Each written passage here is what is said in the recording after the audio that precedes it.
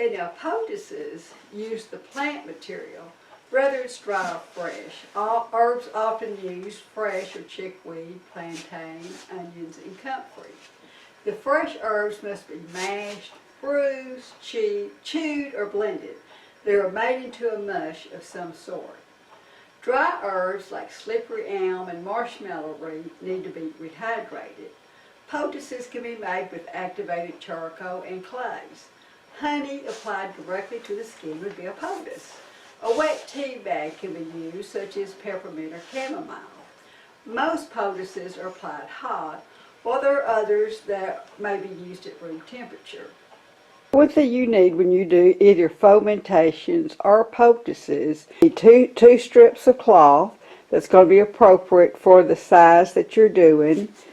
You need some self-adherent stretchy tape and some plastic wrap.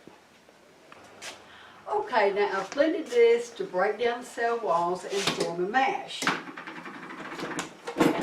Unfortunately, I really got it a little too thin. I put a little bit too much water in it. But all is not lost. Now, you could add a little flour to this to thicken it up, but I'm going to add a little slippery elm powder.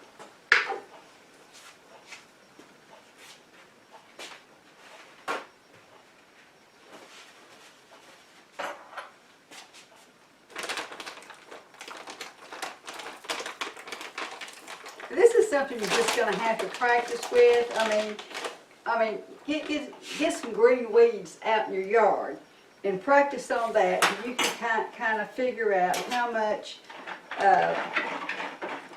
water you need to add. Now, I'm using this slippery elm powder, and this should thicken it up.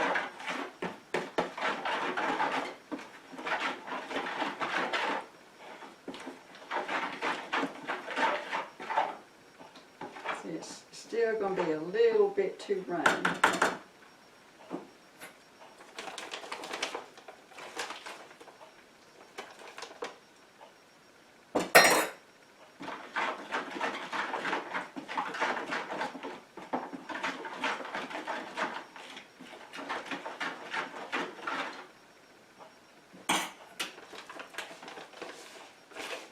And slippery elm is a really good herb anyway for a poultice.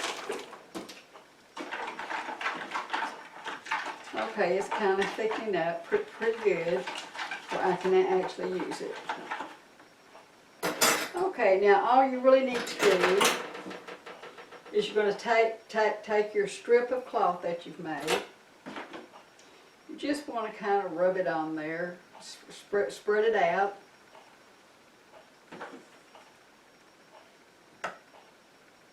Might kind of fold it over once just to keep from losing it, and then just wrap it around your arm.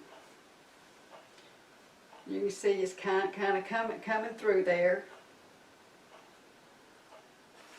And then I'm going to cover it again with plastic wrap.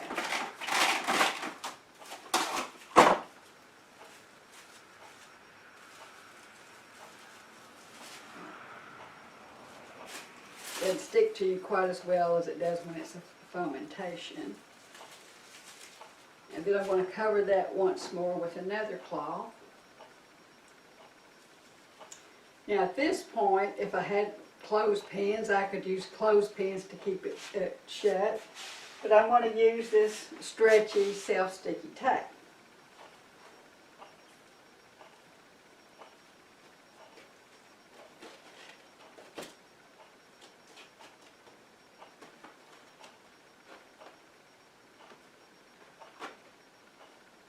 And there we have it. Now I would want to leave this on for at least 20 minutes, and then I would reheat this and repeat it. Now if I had a hot water bottle or a heating pad, I could put that on there and that would hold in the heat better. But it's really important that you want to keep it warm for it to open up the cells of the skin, open the pores so that the herb mixture can get into the cells. Okay, now another method, if you don't want to put it in the blender, is you could also do a chop method. You would just strictly take your herbs, chop them up, mash them up in water. Now another way to do this would be to either take a white sock, or I have muslin bags. They come in all different sizes, and just go ahead and chop. This is chickweed. Just kind of chop it up.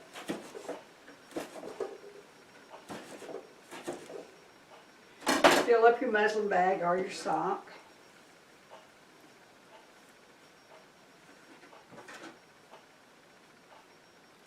Tie it shut. Let's see. You would get a bow.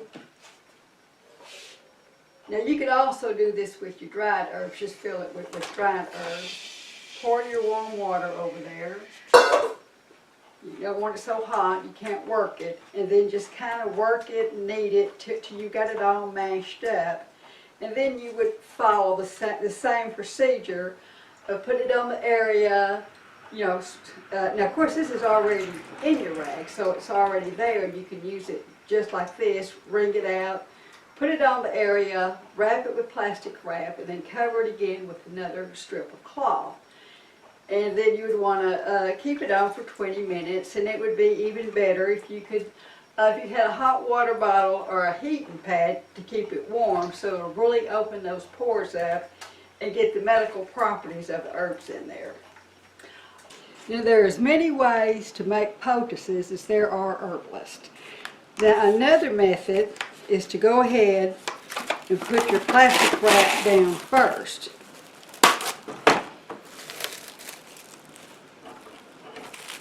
Now this is for when you're using dried powdered herbs.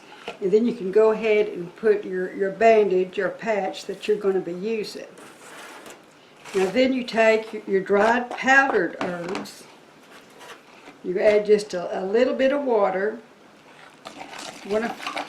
just a little at a time till you make a paste, and just keep adding water till you have it the right consistency.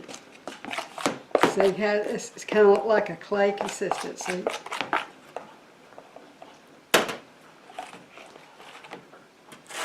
Now I'm just going to spread something on my little bandage here.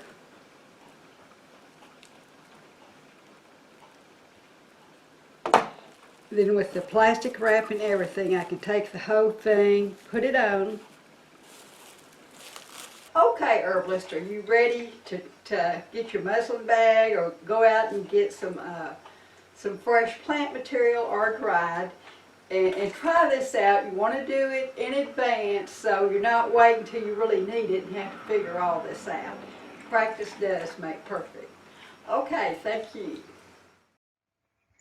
Thank you for joining me today. Now, if you wish to see more of these videos, like and subscribe to our channel.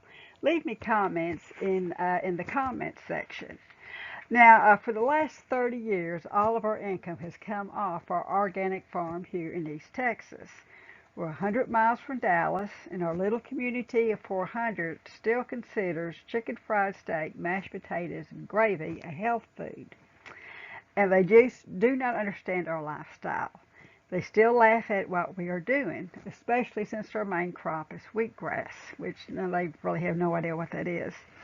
We need your support by subscribing and liking our channel, and be sure and visit me at familyguidetoherbs.com, your guide to natural homemade remedies.